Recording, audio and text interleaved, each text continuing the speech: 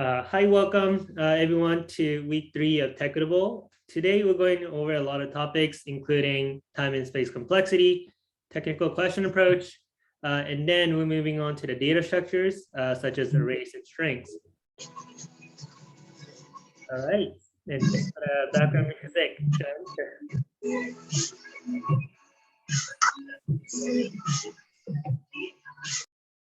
Okay, and then today we have two guest lecturers. Unfortunately, one couldn't make it due to family event, but Lacey's here. So hi, Lacey. Can you give us an introduction about your background and maybe where you're calling in from today?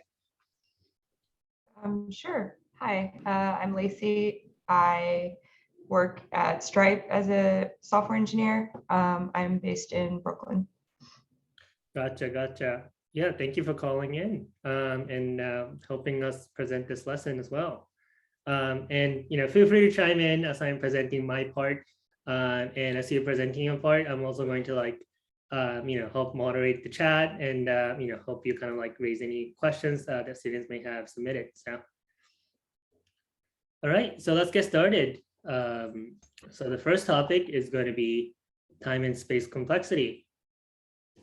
So yeah, let's go over the motivation here. So this is asked in most algorithm and data structure question. And interviewers often ask this to evaluate the candidate's foundational computer science knowledge. And oftentimes this is a requirement in passing the technical round as well. And let's go over the definitions. So time complexity, it measures the amount of time taken by an algorithm to run as a function of the length of the input. And then the space complexity measures the amount of space of memory taken by an algorithm to run as a function of the length of the input. The key thing to notice here is that this measurement is in correspondence with this length of the input. So it's not like a literal time or space that we measure in minutes or seconds and things like that. And same thing with space where we don't measure things in terms like the RAM size or whatever. But it is in relation to the size of the input. And we'll go over a few examples in a later slide. So this is a sample problem, but let's suppose that you're given an array A and an integer X, and you have to find if X exists in a given array. How would we do that? Well, this is a pretty simple solution. This is where we might want to traverse through the array and check if any element is equal to X. So here we have like a kind of like a sample Python solution, but we're iterating through the array with for I in the array. And if I matches this element that we're looking for, which is X, then we return true. And if this thing kind of reaches the end and we still can't find it, then we just return false, right? So that's the kind of a sample solution. And then to kind of answer the time complexity, there are also different ways to describe it. And this is what's known as the order of growth. So this basically describes how the time execution depends on the length of input. And this may have been covered in your computer science classes, but there are three main notations here. One is the kind of like the O note, the kind of big O notation, and that denotes the asymptotic upper bound in terms of how fast your algorithm runs. And then the second one is the big omega notation. That denotes the asymptotic lower bound. And then lastly, there's the big data notation, which denotes the asymptotic type bound, which is the upper bound and lower bound of your algorithm. For most technical interviews, big O notation is what you care about because this kind of gives the answer to the worst case scenario, or the as we call the upper limit of how fast or slow your algorithm could run. And how do we calculate it? In the mathematical terms, this is kind of how it works. Basically, you want to ignore the lower order terms since the lower order terms are relatively insignificant for the larger input. So just an example, but let's say you have a function that goes 2 times n squared plus 3n plus 5. And if you were to kind of apply a big O on top of it, then what you do is that you kind of drop all the lower order terms. So you drop the 5 because that's a constant. You drop also 3n because that's on the first order. While there's still a second order term that's going to be predominant and it's going to matter the most. So you also drop 3n. And you're kind of left with like 2 times n squared, but you also drop the 2 here because that's a constant being multiplied to just the largest order term of n squared. So in the end, if you were to apply a big O notation on top, this is going to be reduced down to O of n squared. And this is kind of like a cheat sheet that allows you to kind of like take a look at, what are different types of like runtime. But yeah, it's fascinating that, there's quite a bit here. All right, now, sorry, there's a little bit of background noise, but so yeah, so to kind of get back into the sample problem, okay, like now, like let's say that we are working with the sample function that says get count example 1. What it does is it takes an array of n, and then we just want to now count like how many elements are there. So to do that, we're doing a pretty simple thing here, but we're initializing this count variable with 0, and then we're iterating through this array. And for each element that we encounter, we increment the count by 1. And then in the end, we just return that. So does anyone want to kind of give an answer to what the runtime of this will be? It's more like a warm-up exercise, but if anyone wants to start us off. O of n. Yep, exactly. Yep. Also got a bunch of O of n submission in the chat, but it is O of n. And this is because, the count is getting incremented for each number from 0 up to n. And then this counting is a very simple operation that takes constant time. And we're doing that n times. So that's why we have an O of n here. Now we'll move on to the sample problem 2. So here we're pretty much doing the similar things, but there's a nested loop here. So once again, we're given an input of n. But now there's like a outer loop that iterates through this like array, and then there's also an inner loop that also iterates through this array once again. And then for each time, we run that code inside that inner loop, we increment the count by 1, and then we return that. Okay, so I see that a bunch of people already submitting the answers, but I do see people are submitting the answer of O of n squared, and that is exactly right. And yeah, once again, the counting is a simple operation that takes constant time. And we're doing that for the inside the inner loop n times. And that work itself is being done n times by the outer loop. So the runtime is n times n squared, n, which ends up with n squared. Okay, so now I'm going to move us on to this third one. This is a little tricky one, and I just wanted to kind of present this to make sure that, hey, sometimes the runtime may not be as it seems. So this one, it's similar to the second one, but the outer loop is, still doing this iteration through the array, but then the inner loop starts with the index of I, which is being controlled by this outer loop. And then we're still doing this kind of counting operation. And now, so we want to know what the runtime of this would be. So just to kind of highlight the key distinction between the last one, I'm going to go back to the last one, but here the inner loop, starts basically kind of goes over all the elements in n. But for this one, basically this range at I basically means that it's going to end at I. And this I variable is being controlled by the outer for loop. So anyone have any ideas about what the runtime of this may be? So I suggest there's still O of n squared, but can you perhaps elaborate on why that's still the case?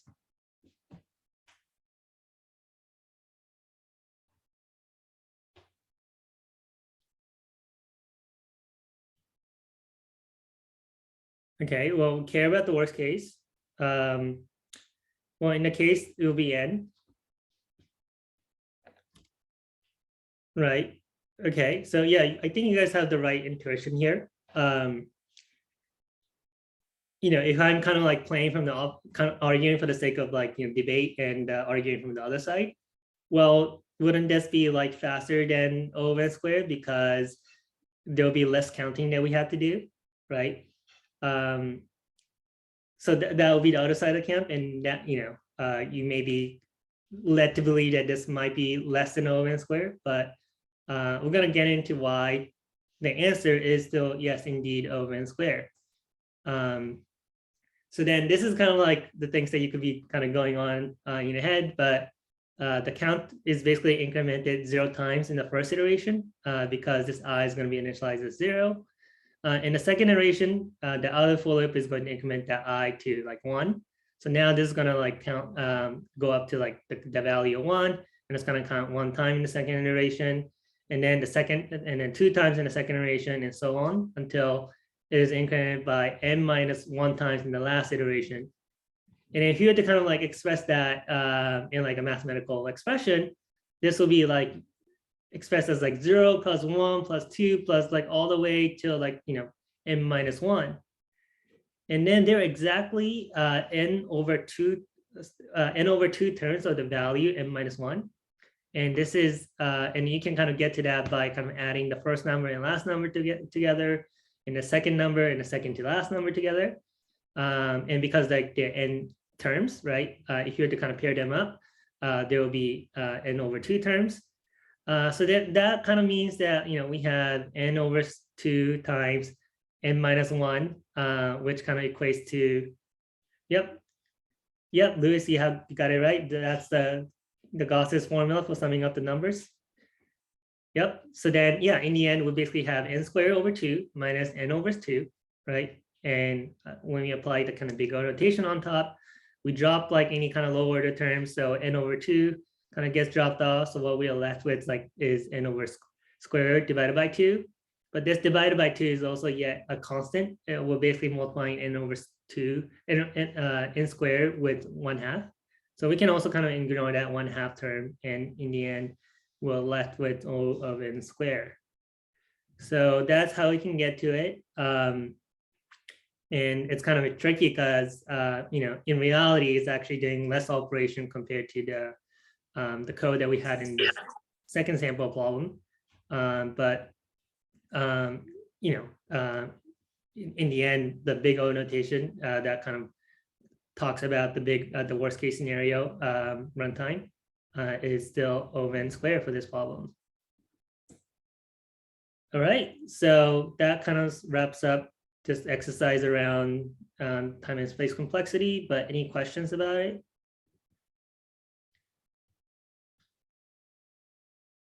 Going once. Sorry, quick question. How do you know if a logarithm has a logarithm? Sorry, if an algorithm has a logarithm time? Yeah. So log n is an interesting point, right? So I'm going to kind of get us back to that cheat sheet. So just for clarity, this how you interpret this chart is, on the right-hand side, or the x-axis is the number of elements or the size of elements. And then the y-axis or the vertical axis is the kind of like the runtime that's associated. So then I think people already have like a good kind of like intuition around the constant time operation, and then like a linear, or what we call like, O of n. So basically O1 is always going to be like here, at like value of like 1 or 0, because no matter how much the elements grow, basically, you still have that constant time. It's always going to be guaranteed. At the same time, O of n kind of grows linearly as the size of the elements grow. So then that's why you have this kind of straight line here. In the meantime, you have O log n somewhere between O of n and O1, and it's actually much closer to,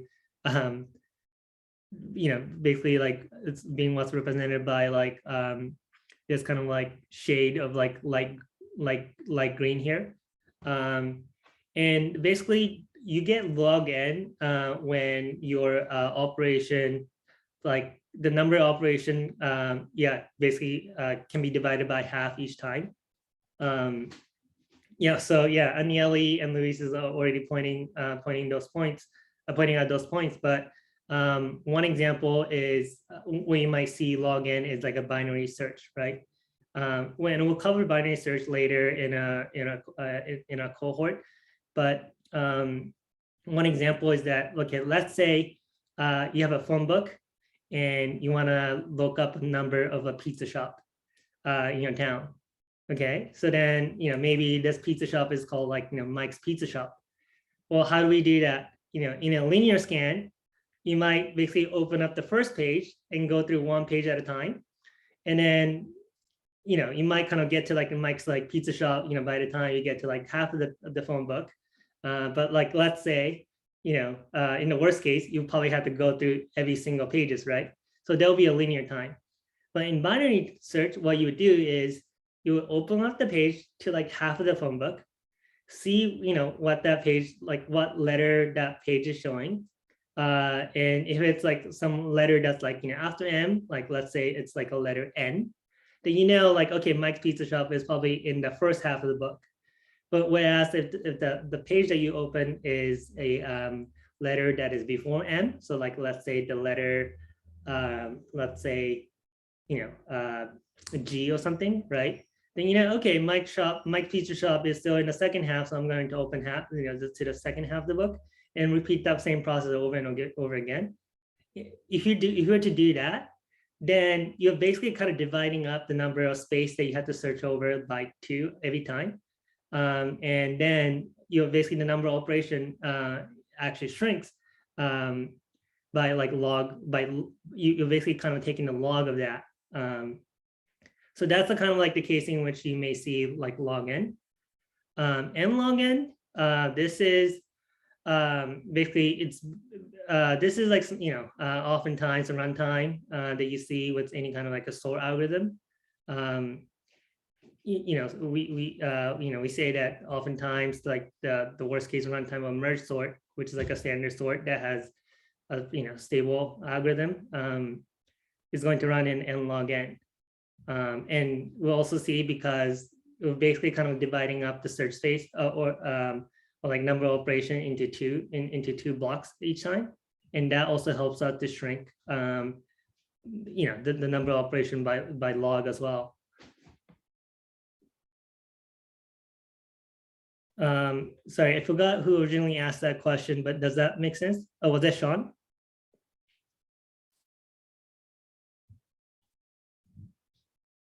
All right, any other questions about runtime?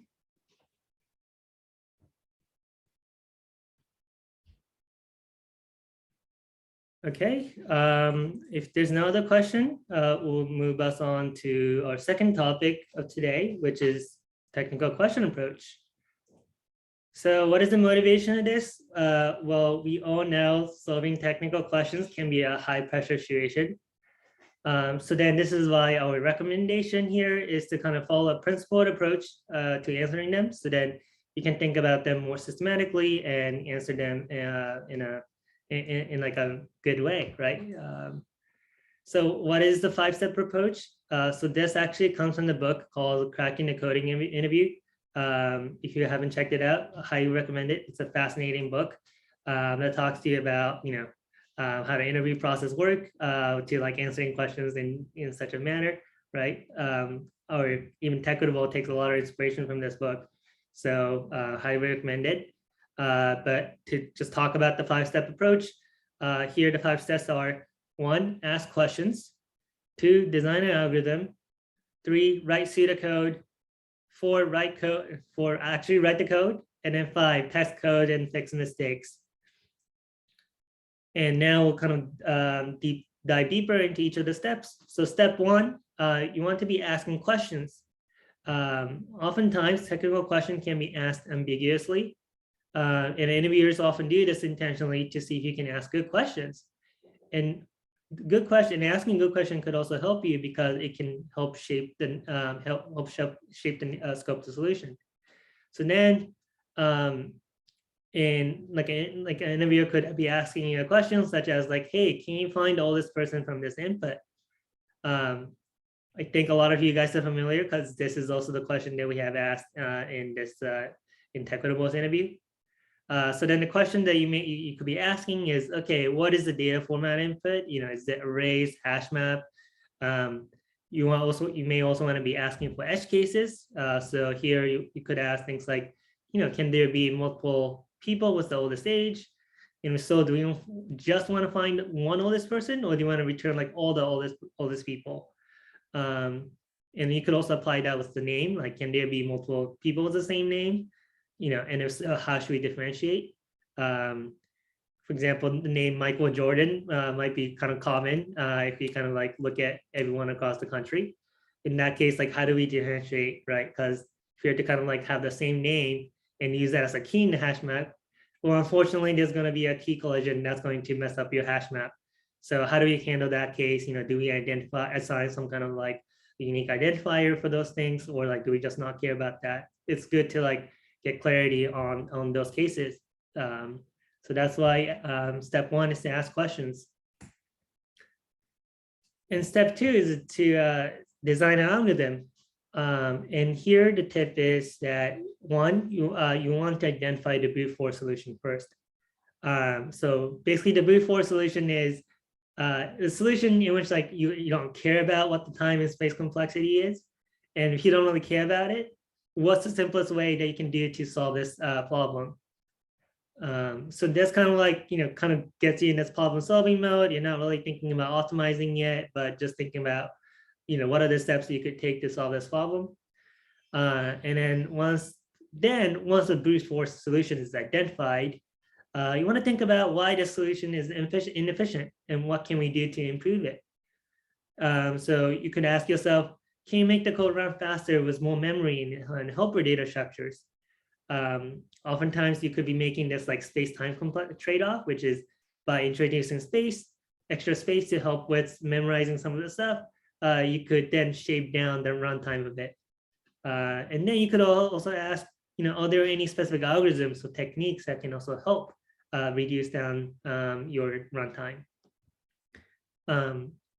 And lastly, once you can identify efficient solution and check with the interviewer, then just check with the interviewer. The proposed approach sounds reasonable.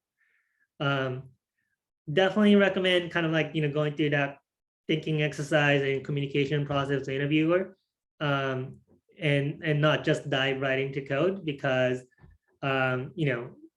we understand this is a pretty high pressure situation and you want to kind of, there's a part of you that wants to get to coding right away. But oftentimes your like first intuition solution may not be the most efficient or may not be correct. So that's why you want to kind of think through about things and communicate that out loud with the interviewer, and try to get validation on the way. And then the third step is then to write pseudocode, or you can also use comments to help organize thoughts. And then here to kind of like, often to doing that, just communicate to the interviewer that you're writing pseudocode first, and then we'll follow up with writing actual code. This also helps you to kind of organize thoughts and think about, okay, the details implementation that you handle later. So in this example, finding oldest person, you can write comments such as, build a hash map with key value pair of the person's name and the age. So it's clear that this is what you'll be doing. And then later on, then you could iterate through hash map and check if the person is greater than the oldest seen so far. And if so, keep that person's name and then update the oldest age, right? That's the kind of thinking process you have, and you wrote that in comments. And then that will kind of like then leave you to implement the details later on. Yep, and then step 4 will be writing code. So replace your pseudocode or comments with real code. Don't worry too much about typos at this point. As you're rushing to write code, you may have some kind of typo, misspelling, but oftentimes that could be caught later, during the compilation time or during the runtime. And the step 5 is where you want to test code and fix mistakes. So try to generate some test cases and running your code with it. And if your code fails to run or compile, you really want to check out the stack trace or the error message to see what went wrong. Oftentimes they tell you the exact line in which your code has some issues, and you can kind of refer to that and try to see there's like any kind of fixes that you can apply there. And then once you see your code is running correctly, then you can write more test cases that cover edge cases to kind of prove that, hey, your code is robust like overall. All right, so that kind of covered the 5-step approach, but there still could be times where you may be stuck, right? So then what do you do in that case? So here's a couple of suggestions. So the first thing that you could do is to remain calm. Maybe you're like having like an interview with a dream company, like you're really nervous about it. And the more you think, oh man, like I gotta do this, then the more, stress that you kind of bring onto yourself. So, so you want to kind of get away from that mind frame and think, hey, just remain calm. Think of it as like a puzzle problem that, that you're solving for fun, rather than like just like a life-defining moment, right? Because what good news is that you most likely have multiple interview opportunities with different companies, and even you think this is like your dream company at this moment in your life. There will be so many opportunities later on in your life to kind of interview with them. So that's step one, remain calm. The second thing is to focus again on establishing brute-force solution. Just think about, if I don't care about the runtime, how would I solve it? If that still doesn't kind of like give you any clues, just think about it, about like what you would do if this is like, if you're solving this problem in like real life, right? Rather than code. Like, hey, like let's say I'm like, get away from the coding mindset for a moment, but if this is a problem that I'm like actually facing in real life, like how would I do it? So that's like another way to think about it. And then you could also think about like, what are the for loops or while loops that you need to iterate through elements. Then try to introduce some data structures, like, what can be helpful here? Is it hash map, queue, or stacks that could like help you solve it? And then there are also techniques here that involve, can you use iterative solution, recursion, dynamic programming? There are also other techniques that we'll be going over, but so those are the things that you want to kind of go through in your mind to at least establish the brute-force solution. And then you also want to start sharing your thought process with your interviewer, because this is going to help your interviewer know where you are and also indicate that you have a communication skill. This is oftentimes like one of the evaluation criteria in the interviews. And as you talk about your approach, you could also realize the way to solve it, right? This is what's known as like rubber duck debugging. But this is because like oftentimes like, you may be running into some kind of problem or bug, and as you're kind of explaining about exactly what the problem that you're running into, you actually start to realize what's going on. So that could also be helpful. And then lastly, as a last resort, you can ask your interviewer for some hints. You can kind of frame it as in like, by saying, I'm stuck on this problem because I don't know what to do about X. Would you be able to share some hints with me? Some interviewers might kind of like deduct point for having you ask some hints, but some others may kind of accept that and still kind of let you carry on. So that's why kind of like saying that you should just only do this only as a last resort. Don't jump into it like right away, but there is still that option if you're truly stuck on a problem. And then lastly, well, let's say you thought the interview didn't go too well, then what do I do?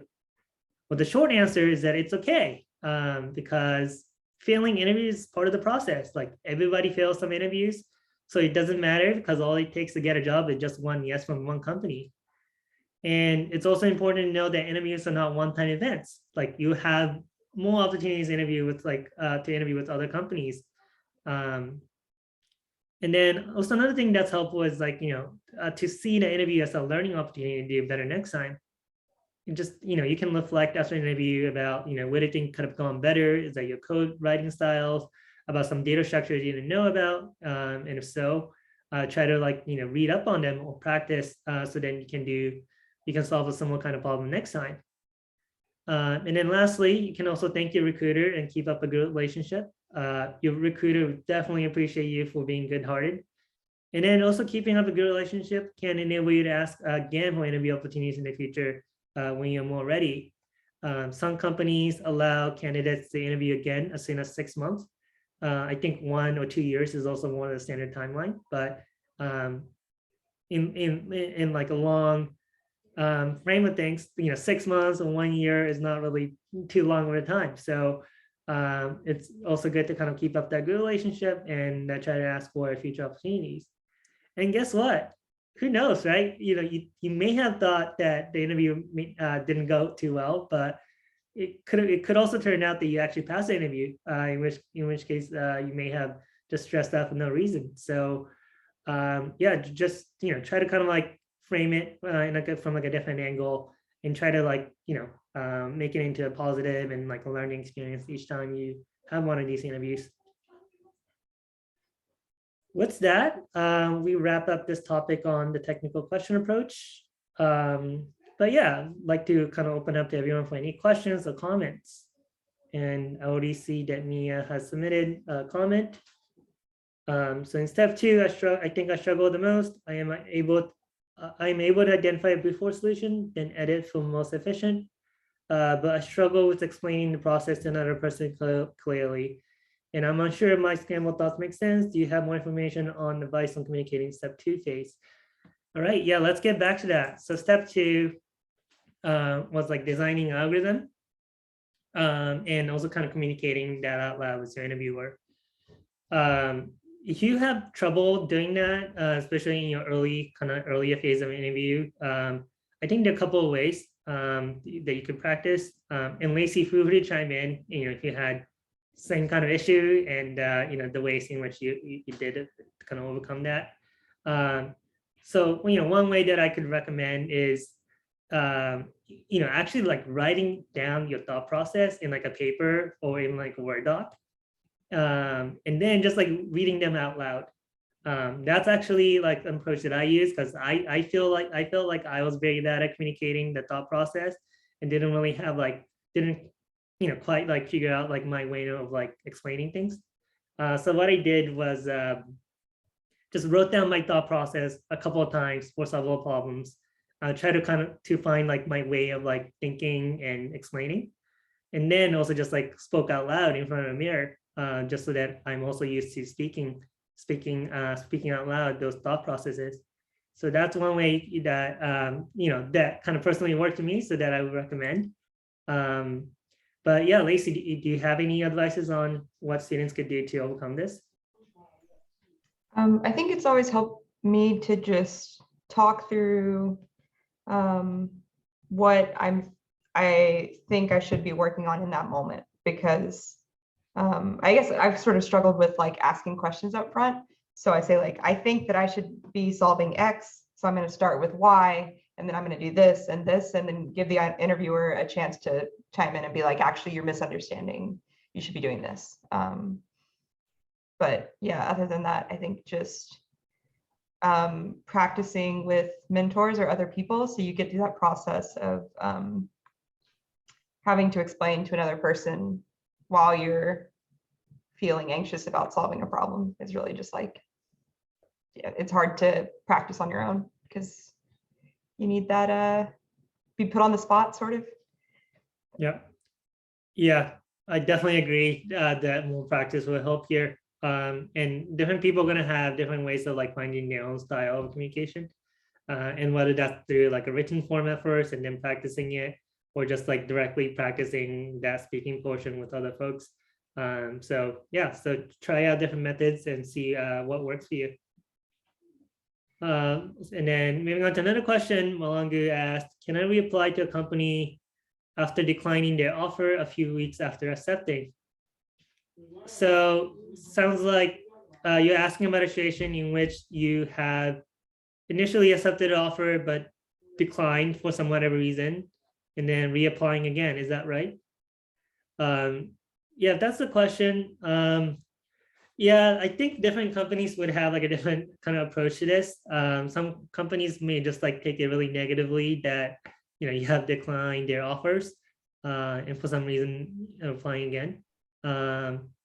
But yeah, in some other cases, companies like really need engineers to join, and so they might still accept it.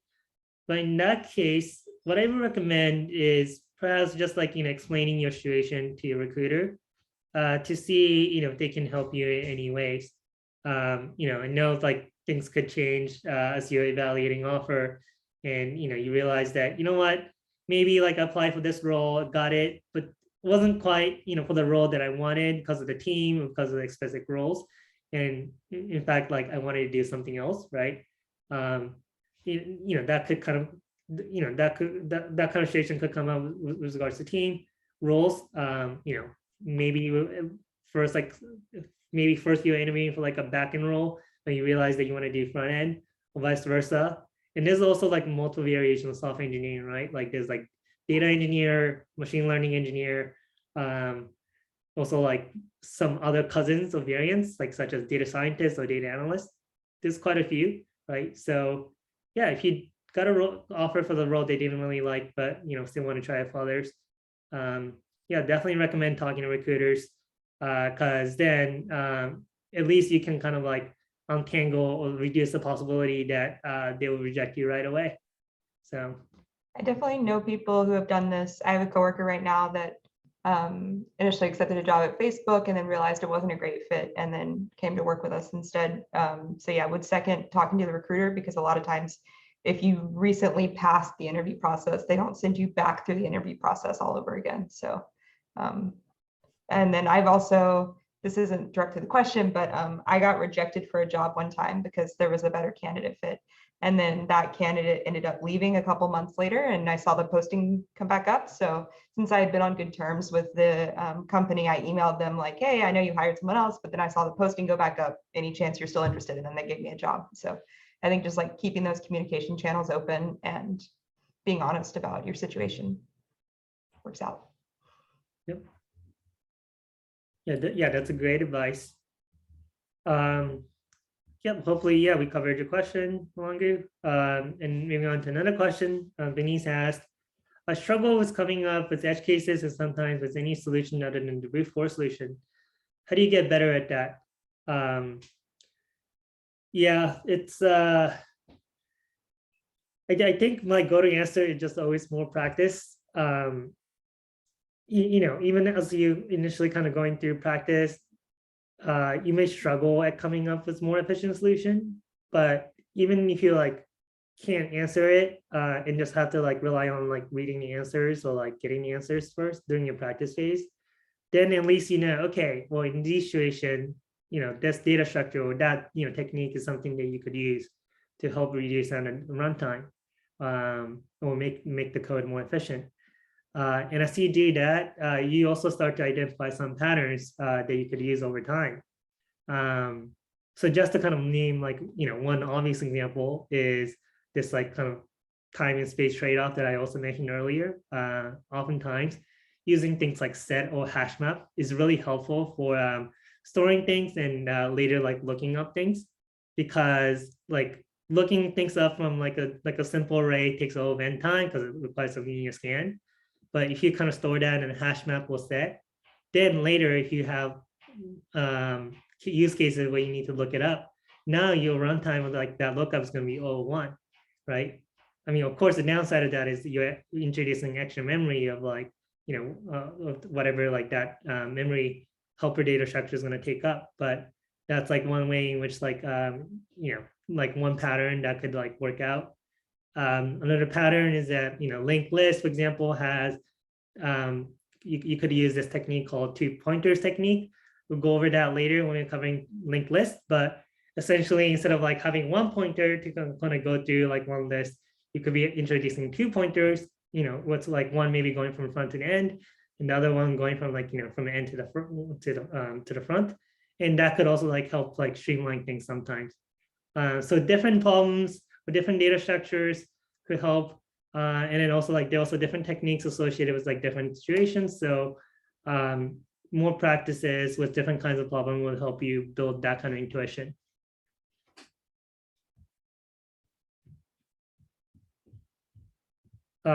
Yeah, but any other questions?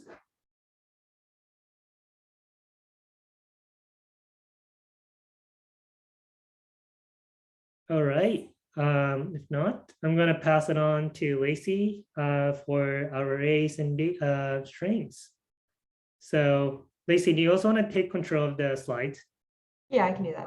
Okay. I'm going to stop my share. Oh, um, share screen.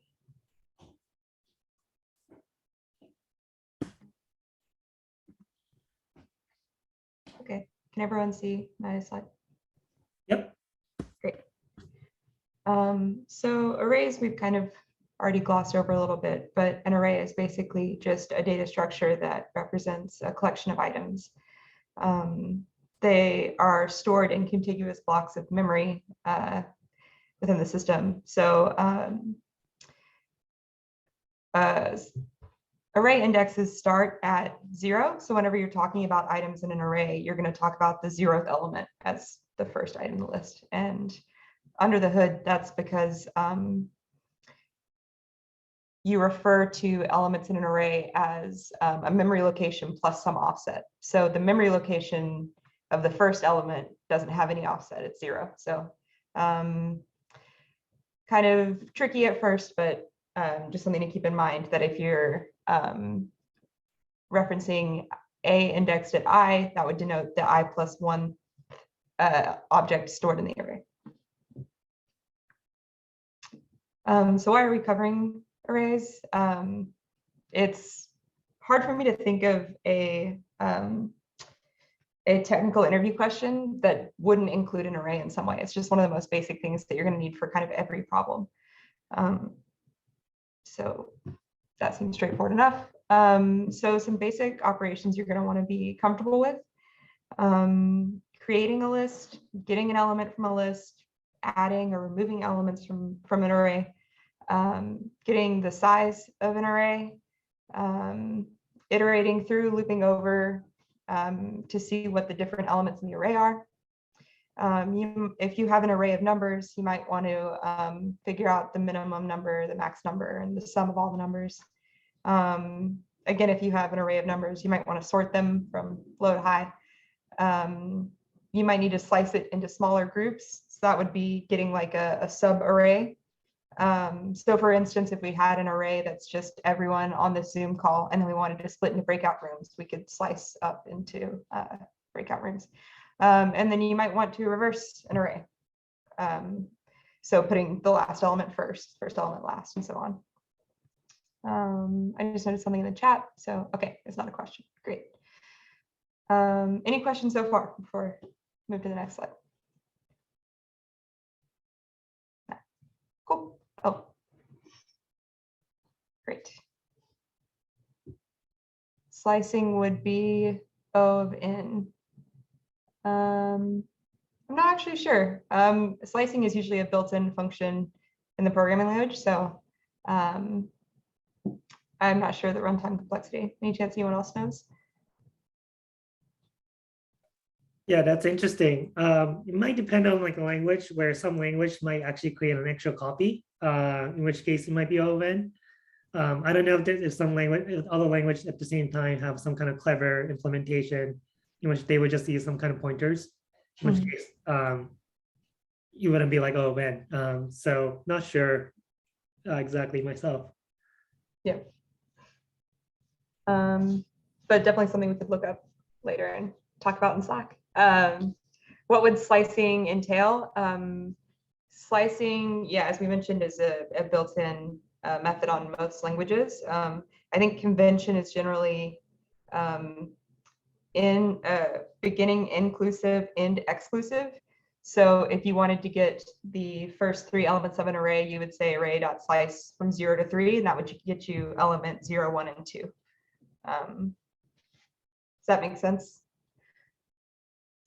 Yeah. And you can imagine slicing also being helpful for like when you're working with things like binary search. Because as you kind of like data search, you may want to split the array into half, like into the first half and second half, with the division happening at the middle index. So in which case, like, you might find the middle index by getting the size of the array first and then dividing it into 2. And then once you have the middle index, you could slice it, right? Okay, now whatever from like the first index from, well, zeroth index to this middle index will be my first half. And anywhere from like the middle index to the end will be like my second half. You know, you kind of keep slicing it that way.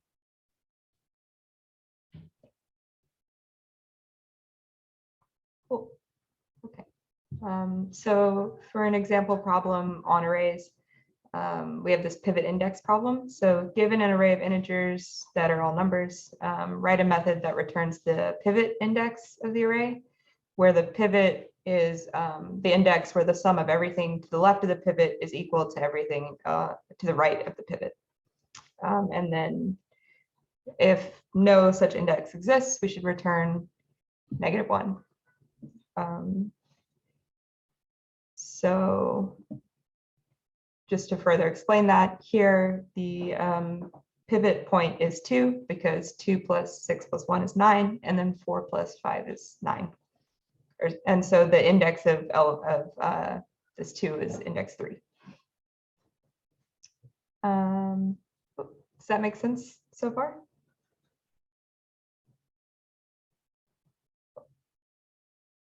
Great. So here there is no pivot index and the output is -1. So going back to how we should go through these technical questions, step 1 is ask questions. Does anyone have an idea of what they might ask up front?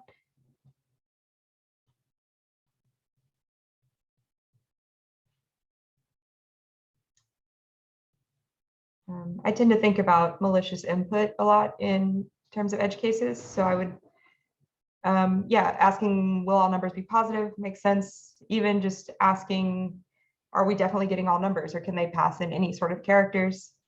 Oh, can you see the question again? Yes, let me figure out how to go back. Great.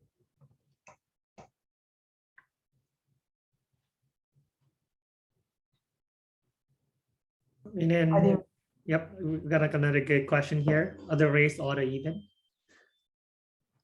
Yeah, that could affect how you're kind of iterating over the elements in the array for sure.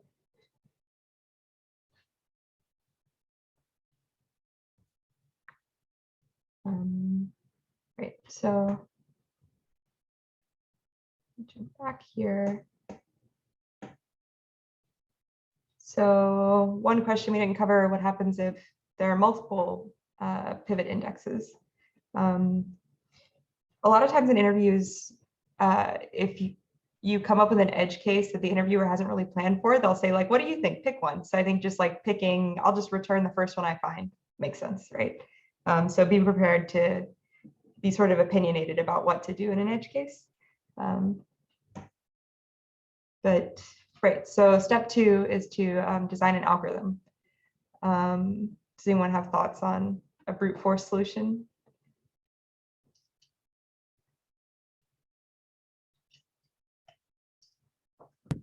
Okay, so my idea would be like to keep track of the sum from like starting with the head and having like a value for that sum, and then having a sum for the tail of the array, and keep adding numbers until both the left sum and the right sum is equal. And at that point, I can just like get the index of the next item in the array. Okay, so you are starting from both the beginning and the end and looping over each and adding until you find a point where they match. Yeah, exactly. Okay, that makes sense to me. So an example brute force solution here is pretty similar, iterating through each index and computing left and right sum. Check if they're equal, and then if you never find one, return -1. So the time complexity of this would be O of n squared, because each sum operation takes O of n, and this is done n times.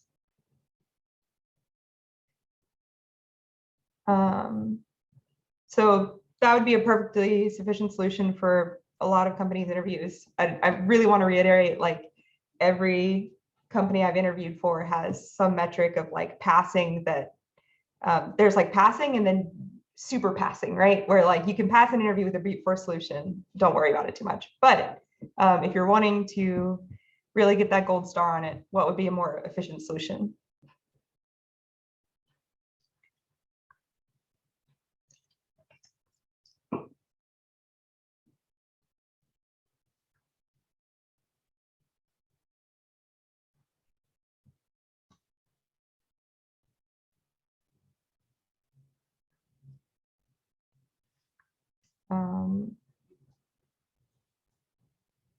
So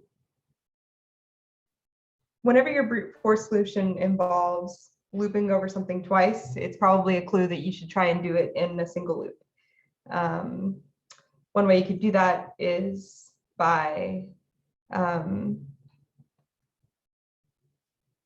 getting the total sum of the entire array and then just only tracking left sum, because we know that right sum is just total sum minus left sum.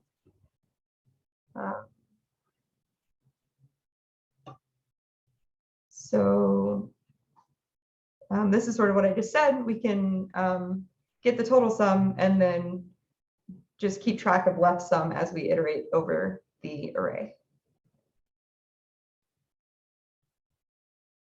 So that solution looks like this. We get the sum of all numbers, and then enumerate is a built-in Python function which gives you the index of the element and the value of the element. So for index value and all of the numbers, if left sum is equal to right sum minus the pivot, then we would return the value. Otherwise, we add the pivot value and keep looping through the array. Any questions on this solution?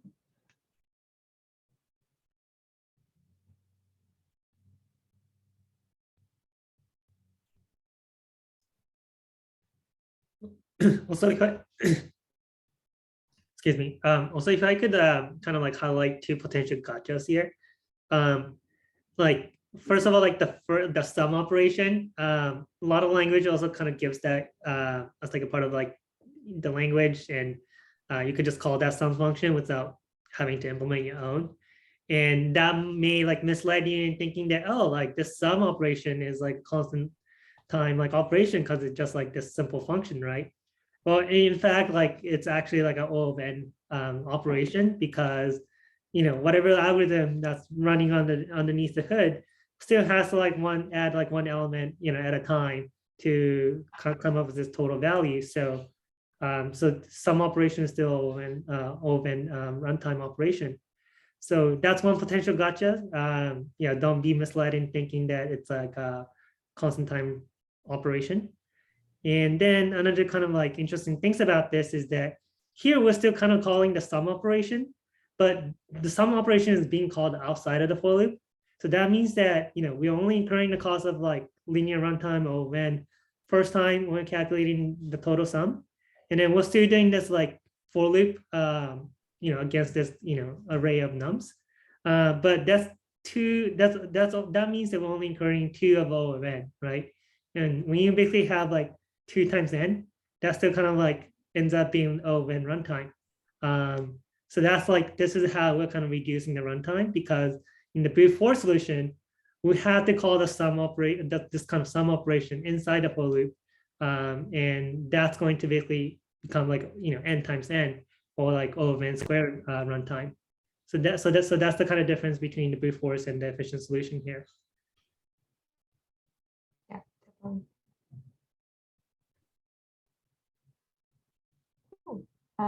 So moving on, these slides will be sent out later, and there's links to several practice problems you all could work through on your own or with your mentors. Highly recommend practicing a bunch of these before your first technical interview.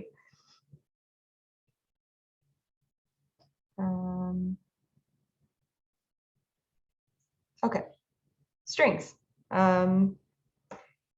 So I guess the technical definition of a string is basically under the hood, it's like an array made out of several characters, but I sort of think of a string as like a sentence, right? A string is typically surrounded in quotes, and then it's just a string of characters, right? So in this example, it's showing that similar to an array, you can access or the characters in the string all have indices that are accessed similarly to an array. So the 0th element of the string weighty is W. And then the substring from index 1 to 6 is 8, where again, 1 is inclusive and 6 is exclusive.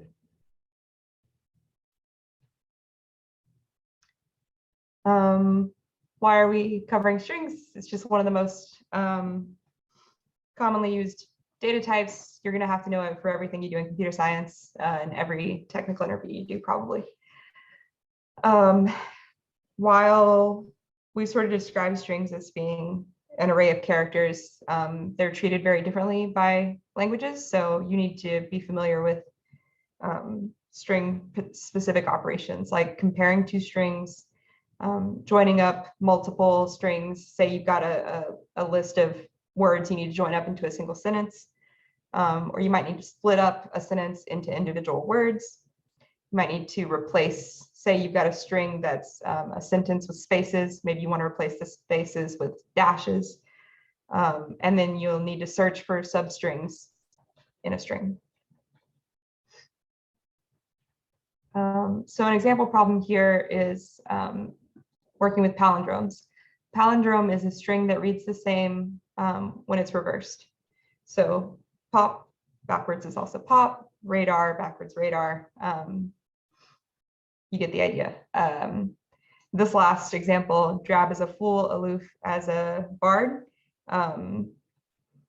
If you omit the spaces and punctuation and capitalization, it becomes a palindrome. Does that make sense? Great. So implement a function that checks whether a given string is a palindrome. What are people's thoughts on how we would do this?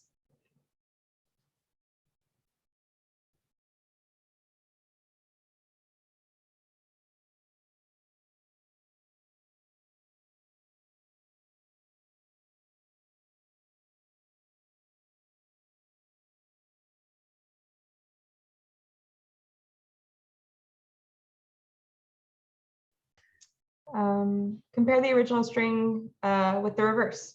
That is where my brain would go to first. I think the problem there comes when you get a full sentence with spaces and punctuation, and then you need to basically clean up the input before you can compare. Two-pointer method, yes, that would work, similar to the last example problem. Splice a string into halves and compare in reverse. Yeah, all of these are good ideas. So strategy here, compare each pair of letters from the start and end at the same time. So it's like the two-pointer method. Oh, geez, sorry, I skipped the slides. Two-pointer method people were talking about. If they don't match, the string isn't a palindrome. If they do match, keep going toward the middle of the string and comparing the letters. Repeat the steps until we figure out whether or not it's a palindrome. So solution here is palindrome. We're starting with our left index and the rightmost index, which is the length of the string -1. While we still have characters to loop through. Check if the left equals the right. If we ever reach a point where left does not equal right, then we can immediately return false. Otherwise, we need to keep checking. And time complexity here is O of n, and then space is constant. But this solution doesn't handle the case we talked about where we have a full sentence with spaces, right? So let's jump to that solution real quick. So oh, sorry, this is just further explaining the pointer method we just talked through. So if we have the full sentence we need to get through, do people have thoughts on how we would check that?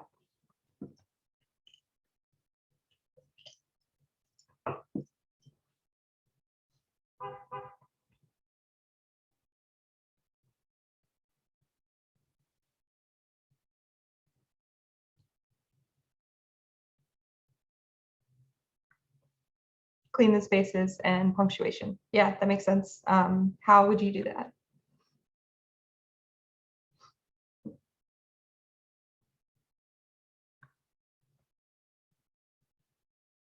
Make all uppercase or lowercase everything. That would work for casing. Plus, you could use the replace method in Python to replace the spaces. Move through the sentence and check is alpha. Yeah. These all make sense. So strategy here is basically what we said. Same as the answer to the first problem, but with extra checks for alphanumeric values. So the example solution here, rather than cleaning the string up front, just skips over a character if it's not alphanumeric. So while we still have characters to loop through, if left is not alphanumeric, skip over left and keep going until we find one we want to compare. Same on the right side.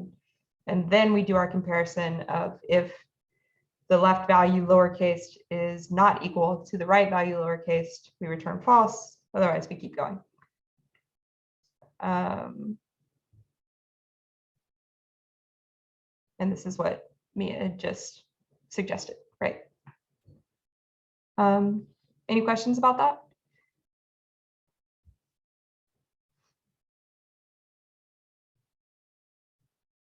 Great.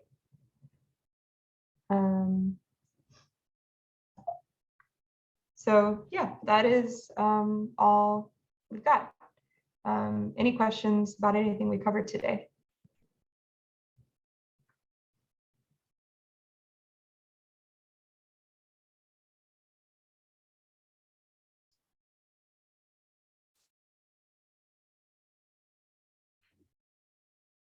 Any questions?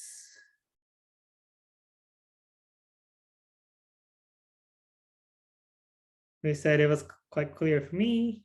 That's good. Glad to hear that. Ditto. Nice. All right, we got a question. What type of built-in methods with array and strings from Java and Python appropriate to use in Technial interviews? I would say any, unless the interviewer explicitly says don't use any built-ins. Like in most interviews, you are allowed to use anything in the standard library of that language. But if they're trying to, for example, get you to implement the Python reverse function from scratch, they would tell you don't use reverse. Imagine it doesn't exist, and then go from there.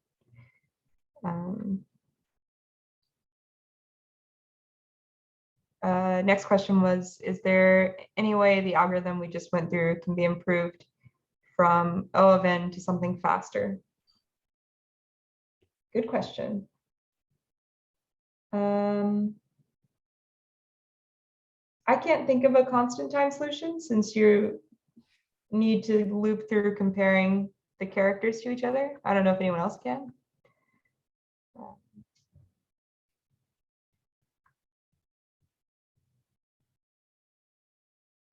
Basically, when there's any problem where you're comparing elements of an array to each other, it's kind of hard to get better than O of n. Sally asked, could we do mock interviews with other fellows? I would assume yes. I think that's a great idea. Yeah, totally think that's a great idea. I'll definitely suggest posting this question in the Slack group and then try to find if yeah, other folks are also interested in doing marketing interviews and yeah, try to pair up try to pair up with other fellows. Nice, getting a lot of interest here. All right, any other questions? Well, if there's no questions. We've still got a bit of time. So just want to kind of maybe spend like the last 5-10 minutes on career questions for Lacey. Lacey works as like engineer at Stripe. Some of you may not have heard about Stripe, but Stripe is also known as like the world's most valuable private startup at this point. So it's a fascinating company. Yeah, and if anyone has any questions about how she got to where she is today, or things like, what does Stripe even do in the first place? Yeah, feel free to ask them now and just, let's just use this time to understand more about different career paths. So yeah, anyone has questions?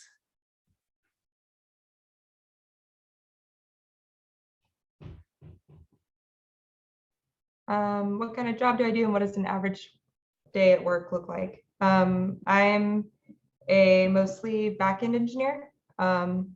So I work on Stripe is a payments platform first and foremost. Trying to make it easier for people around the world to build websites and then accept payments through those websites by having sort of a plug and play solution. And I think interesting problems there are like there are so many payment methods across the world and so many different tax laws, et cetera, that it can be really hard for people to join the global economy. So Stripe's trying to kind of expand the GDP of the internet. So I work on the payment records team. My team handles sort of core payments processing and any modification to a payment that would need to happen. An average day for me is mostly writing code or writing design documents for like if I get a problem, I propose how I'm going to solve it and then pass it around to the team to get feedback. So then conversely, I also spend time reviewing other people's designs or reviewing their code. And yeah, that's kind of it. What programming languages and tools does my team use? Stripe was originally built as a Ruby monolith. So a lot of the older code is all Ruby and Mongo, and we're in the middle of a rewrite to Java and MySQL for performance reasons. So my team is kind of split between the Java and Ruby side. Since Stripe is B2B, how did you answer the why do you want to work for us question when you interviewed? I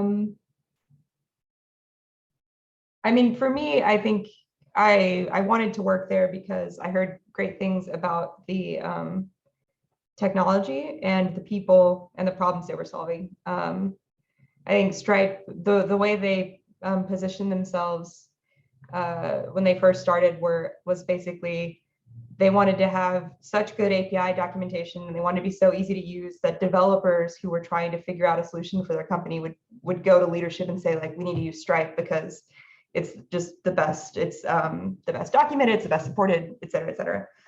So I really wanted to work somewhere where there was that kind of care about the product and usability. And then yeah, that's kind of it. I'm sort of confused about the B2B part of that question. I'm not sure I'm fully answering your question, Samar.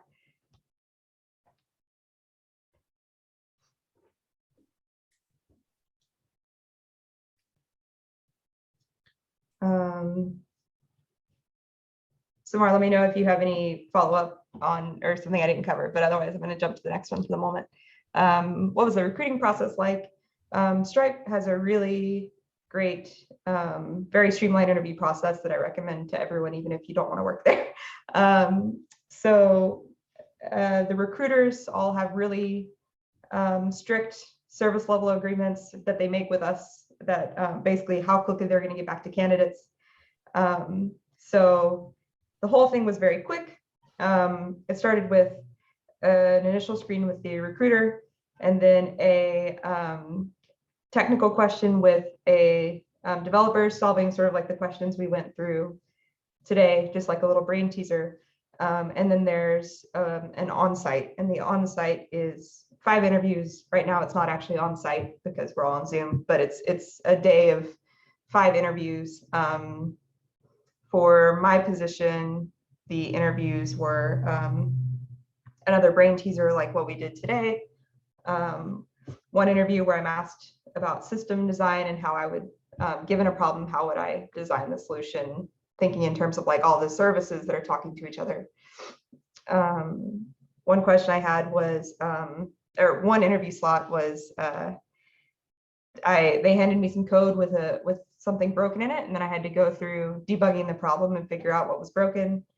One interview slot is, here's an existing code base you need to add a new feature to, sort of gauging how do you look at code for the first time and think about how you're going to build on top of it. And then the last interview was just a sort of behavioral experience interview with a manager.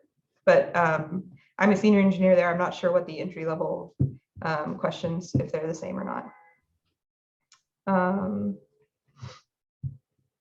So are they pushing getting back into the office? No.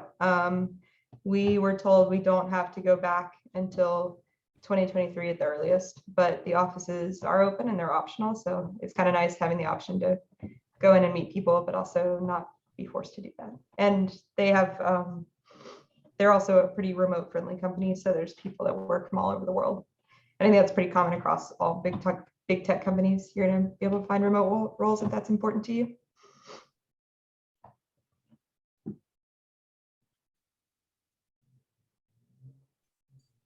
Yeah, awesome. Great questions all around. And thank you so much for answering them too. It seems like we got another questions. To learn programming all over again, what language would you choose and what resource would you go to? Ooh, good question. I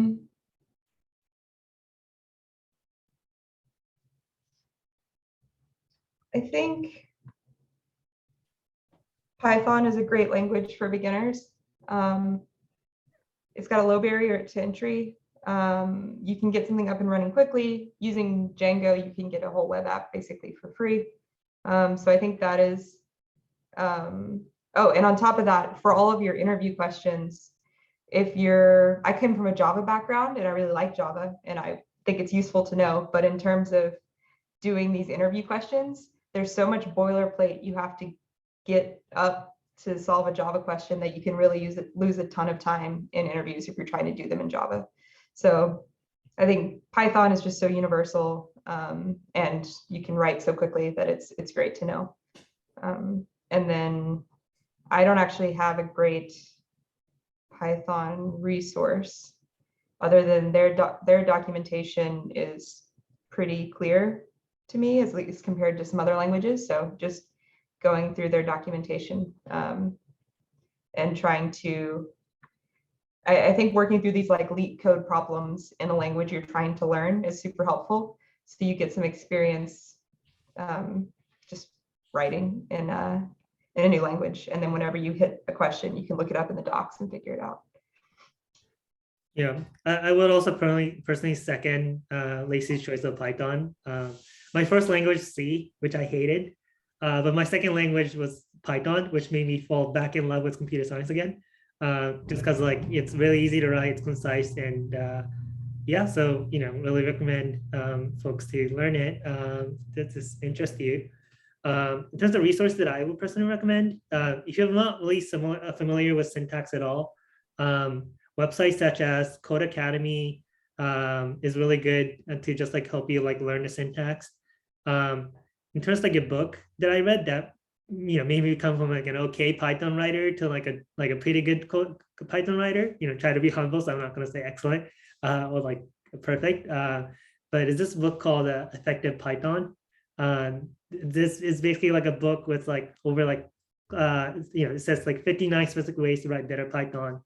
And I probably don't know like all 59 specific ways, but even just probably just learning about half of them just made me like realize, okay, like all the advanced like syntaxes of Python or ways in which you write more concise Python, that probably made me become a better Python programmer. So I would also recommend that book, and we'll probably leave a link to it later on. Yeah, I really like I've read the Effective Java book, which is a different writer, but the Effective Java book is written by one of the main Java contributors. So it's just him being like, there are a lot of ways to do something in Java, and here's the best one, and here's a reason why. And I think that kind of having people that are opinionated about a language tell you the correct way to do something is super helpful. What was career trajectory after school?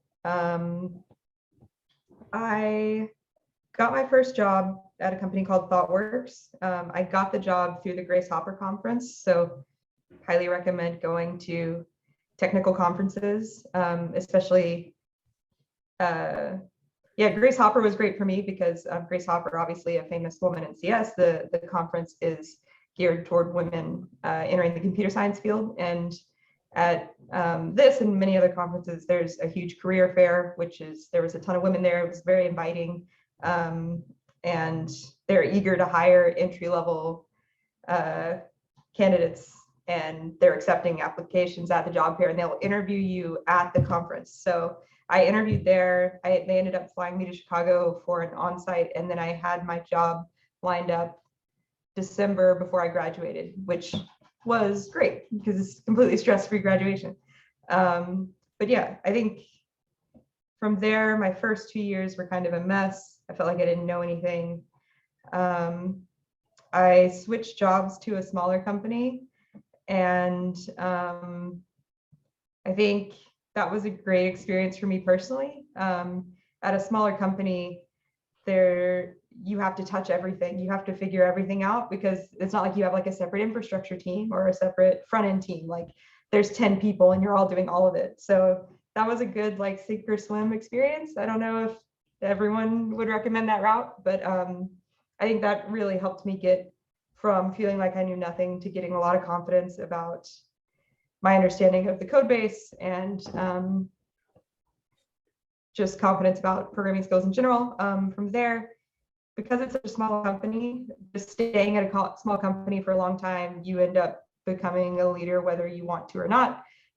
So I was there for 5 years and went from sort of entry level to a lead engineer. And that process was just trying to think of a way to describe it that is universal for people. I mean, just as you're there longer and you're getting more ownership of the code base, just requesting bigger and bigger projects and trying to find more ways you can make impact. And then after a while, I talked to my manager about getting the promotion to senior. And then we talked through where there are gaps between what I'm doing currently and where I want to be and where I need to be for her to consider me a senior engineer. So did that, became a senior engineer, and then from there, just ended up leading more stuff to get kind of to that lead level. Does that answer the question? I feel like that was a pretty vague answer that I don't know if anyone else has better advice on how to become a senior engineer.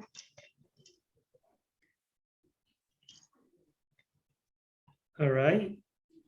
Yeah, well, I think we'll just wrap up for today, but Lacey, thank you for such a candid career conversation with the students here. And also thank you for presenting this lesson. So yeah, with regards to everybody else, we'll follow up with the recording and the presentation slides on in Slack group later on. But thank you guys for spending your Sunday with us, and I hope you guys have a nice rest of the weekend. Hi, everybody. Thank you so much.